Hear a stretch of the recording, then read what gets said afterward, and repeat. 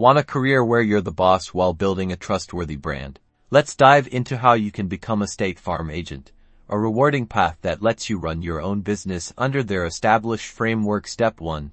Understanding the qualifications. First, you'll need to meet State Farm's basic requirements, including a high school diploma and the ability to pass thorough background checks. Next up, licensing. This is crucial.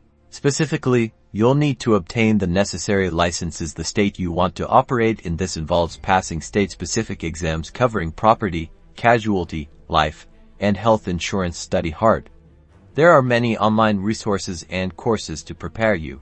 Once licensed, be prepared for training. State Farm provides extensive training programs to equip you with the knowledge and skills needed to succeed. This hands-on training covers product knowledge, sales techniques, and customer service. A solid application separates the serious contenders. You'll submit a comprehensive application, showcasing your skills, experience, and long-term career goals. Be sure to highlight your sales abilities and customer service dedication.